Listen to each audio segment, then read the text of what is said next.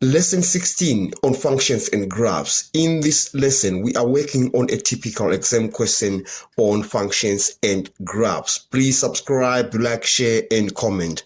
In the first part of this example, we need to find the coordinates of P and Q.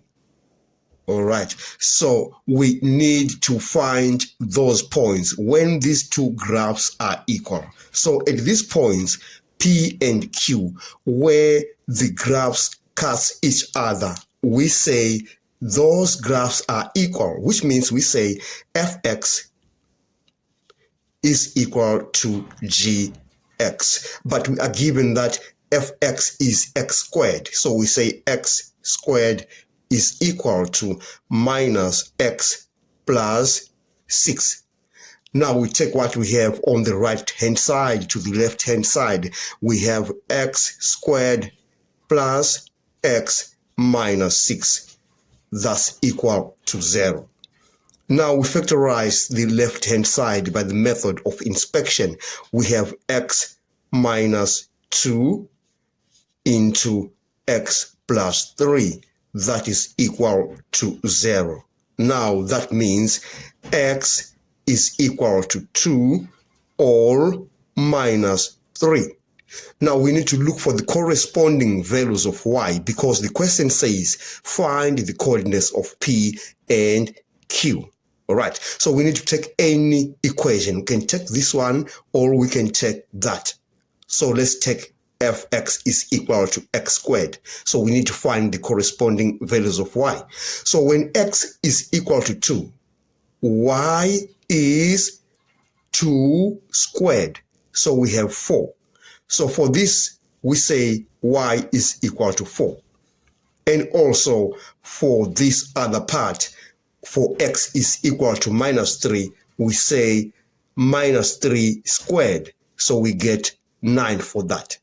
So the coordinates of P and Q are given by P minus 3, 9, and Q 2, 4.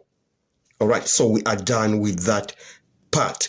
So in part B, we required to find the values of x. When it says, hence solve the inequality, fx is less than gx. We need to find the values of x for which fx is less than gx. Now let's look at our graph. Fx is less than gx. The graph of fx, this is fx, the parabolic graph. It is less than gx when it is below, when it lies under the graph of gx. So these are the parts of the graphs for which fx is less than gx. And you remember we had found our coordinates. We say for this side we have minus 3 and on this other side we have 2. You remember we said x is equal to 2 or minus 3. So the region that we are concerned about is from this point to that point. Then we say fx less than gx is valid when we have x being greater than 3 and x is less than 2. Or you can say x is an element of all the numbers from minus 3 to 2. Then we are done with this example. I hope you enjoyed the lesson. Thanks for watching. Please subscribe, like, share, and comment. Enjoy your day.